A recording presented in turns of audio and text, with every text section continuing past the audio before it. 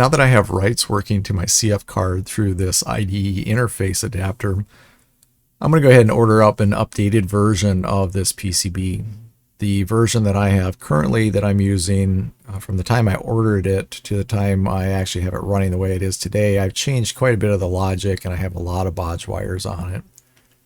And also, probably more importantly, is my adapters for my CF cards are not aligned the way I want them to be. And what I mean by that is on my current card that I'm using in my system, these connectors are at the top edge and they're 180 degrees from what these are. And that means these adapters that I want to use for my CF card, I have to click in here and they point down. Well, that doesn't make any sense. If this card is in the system, it's pretty hard to pull the CF card if it has to come down to take it out. So I brought these connectors down, I rotated them. So now the CF card adapter will sit here and the CF card will pop out the top. So that will be very handy as I move forward. And getting rid of the bodge wires will be nice because I do have a lot of them on the back, and every once in a while I accidentally break one of them off of the solder joint just by handling the card, putting it in or out of the system. So that is something that I'm going to get ordered up here shortly. Additionally, I am looking at a RAM expansion card, and what I'm looking at is using a pair of these AS6C 4008 static RAMs. That's the same static RAM as I'm using in my system currently for the first 640K. But now I'm looking to add this card that will support 4 pairs of these, so 4 megabytes of static RAM that I can add to the system. And to do that, I have some AND gates, I have some NAND gates, a NOR gate that I'm going to use along with some inverter and a 245 to get my data off and back onto the ISA-bus. Now this isn't a very friendly way to look at the logic, just looking at these symbols for the ICs themselves. This is probably the better style like I did with the NOR gate where I actually showed the logic symbol, and I'll probably start trying to do that moving forward. But to at least help me make sure I'm mentally thinking about the logic, I did lay out the logic in a different tool, and I'm just looking at it here. So what I'm going to be doing is using address lines 23 down to 20. So now I have to use beyond address 19. So address 19 is the highest I'm using on my system today because I stop at the 1 meg mark because I've been in real mode up to this point. But it seems like with FreeDOS, I now should be able to go into and leverage memory above 1 meg with the help of getting my processor into protected mode. And I've got to read up more on that, but that's my assumption at this point, that FreeDOS doesn't have issues accessing more than 1 meg, which means it's got to be going into protected mode to do that. So then I'm going to bring in these addresses along with the signals of MWTC and MRDC, just so I know if I am writing or reading.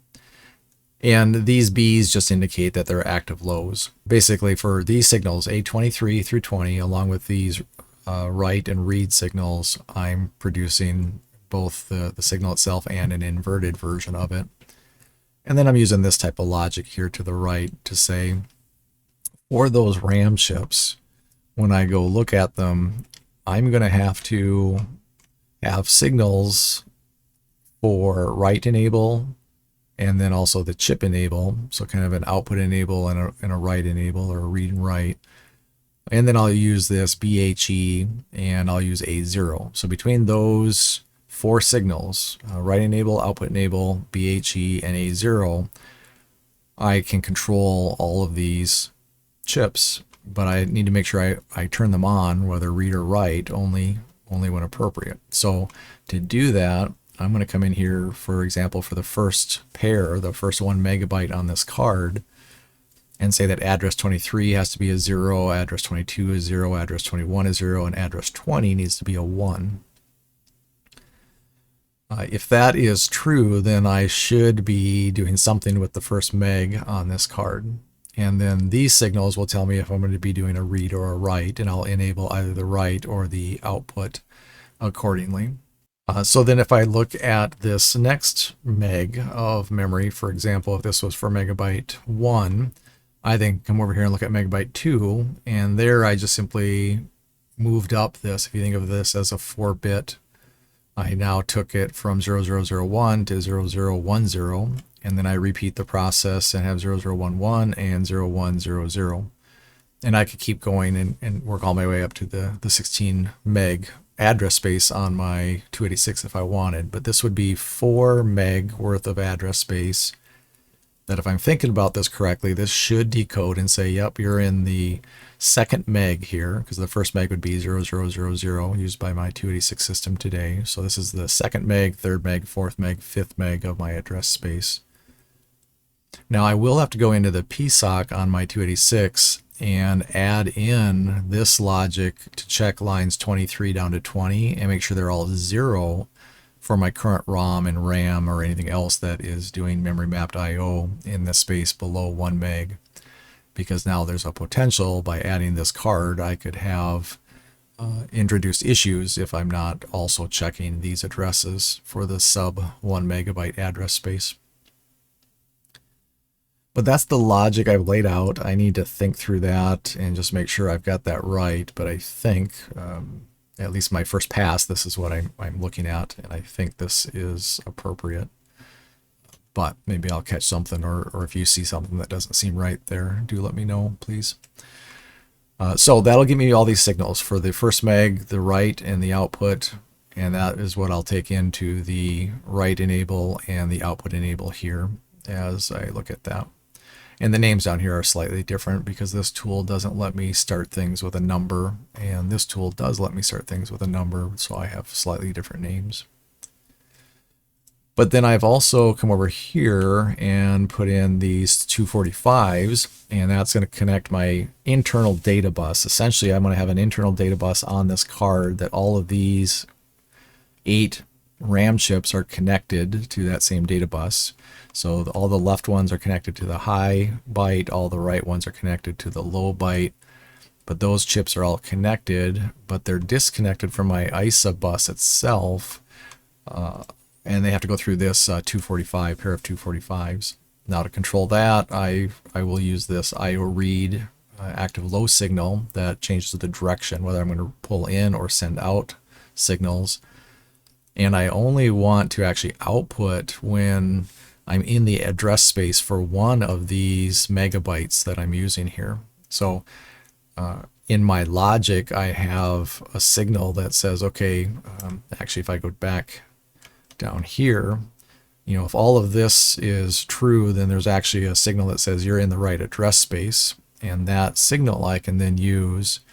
And so those are ands, and so out of that would be high if all of it was true. So I'm using an inverted 23, 22, 21, and then a non-inverted 20. So that tells me if A23 is 0, A22 is 0, A21 is 0, A20 is 1, I'll get a 1 out of that. And same with the other 3 sets. So if I get a 1 out of any of those, then I will go ahead and drop down the signal here that turns on the output of this. So if I've got that, if I'm thinking of that correctly, this means that if I am in the address space that's anywhere in the address space of 2, 3, 4, or 5 megabyte, because my first megabyte is used by the system as I have it today, this will then enable this for either input or output, depending on if I'm reading or writing. So that's the logic I've got, and if I take a look at the actual PCB, I do have this fully routed and ready to order. Again, I kind of want to think on it a little bit, make sure I'm not overlooking something, but here's the 2D view, and maybe I'll jump over to the 3D view quickly. But a card that if I want, I can just start with a pair, so I can just fill in this first pair and have a 1 meg extension to my current system. If I want to add another meg, I can do that. I can add all the way up to 4 pairs and get me my 4 meg of expansion. And here are the ICs controlling that logic that I was just talking through, from my inverter to my NOR gate to these basically 245s that I've got sitting here, along with the rest of the logic of the AND and NAND gates that I need.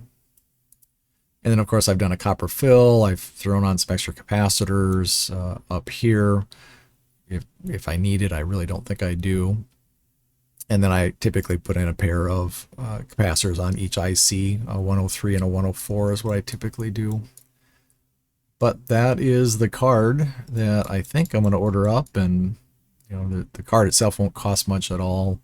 And these are the standard memory chips I've been using in all my projects, so I've got a bunch sitting around, and I can just try populating the first 1 meg and see if I can get access to it through FreeDOS.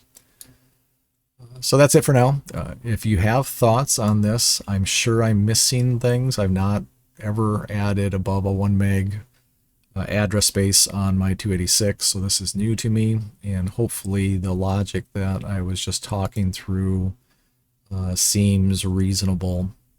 And if you're catching something, or there's some nuance to a 286 or some concept I'm completely missing here, do let me know. So more to come when I get these. These won't be rushed in. I'll get these ordered up. It might take 3, 4, or 5 weeks to get them in and do something with them, but at some point you'll see me bring these back up and try to get them up and running.